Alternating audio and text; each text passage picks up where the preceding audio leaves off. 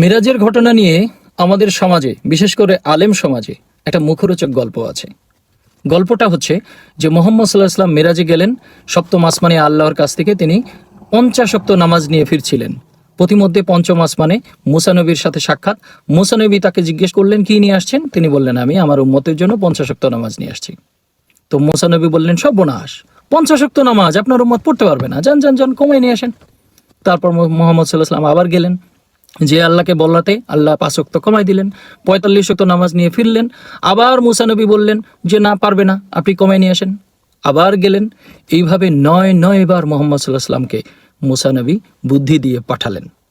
কত সূক্ষ্মভাবে ইহুদিরা মুসা নবীকে বড় করতে যেয়ে মুহাম্মদ সাল্লাল্লাহু আলাইহি ওয়াসাল্লামকে ছোট করেছেন। মহানবী সাল্লাল্লাহু আলাইহি ওয়াসাল্লামকে কত নির্বোধ হিসেবে এখানে উল্লেখ করেছেন, যে তার এতটুকু বুদ্ধি ছিল না যে 50 ওয়াক্ত নামাজ পারবে না আমার উম্মত, এটা কমাতে হবে। এবং সেই বুদ্ধিটা মুসা নবী দিলেন, এবং মুসা নবীর বুদ্ধিতে তাও একবার দুইবার নয়, 9 বার তিনি গেলেন আর আসলেন। আহম্মকের দল এই গল্প কত মুখরোচকভাবে মানুষের মধ্যে দিনের পর দিন প্রচার করে যাচ্ছে। অথচ এই গাড়ল মদনের দল এরা বোঝে নাই যে নামাজ কি জিনিস, সালাত কি জিনিস, এবং মিরাজ কি জিনিস। মিরাজে যে নামাজ আনে না, নামাজের মাধ্যমে মিরাজে যেতে হয়, এবং তার প্রমাণ কোরআনুল মাজিদেই আছে। কোরআনুল মাজিদে মিরাজের আয়াত নাজিল হবার আগেই সালাতের আয়াত নাজিল হয়েছে। আপনারা এখন খুঁজে বের করুন কোন কোন সালাতের আয়াত মিরাজের ঘটনার আগে নাজিল হয়েছে। তাহলেই এই বহুল প্রচলিত মিথ্যা কাহিনীর গোমর ফাঁস হয়ে যাবে। আবার কিছু আহম্মকের দল জিজ্ঞেস করে যে মিরাজে যে যদি নামাজ না আনে তাহলে কে নিয়ে আসছে?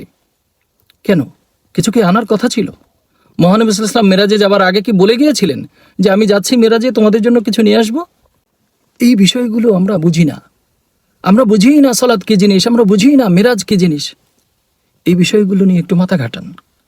কে কি বলেছে সেটা পিছনে না দৌড়াইয়া কোরআন বোঝার চেষ্টা করুন, কোরআনের দর্শন বুঝুন।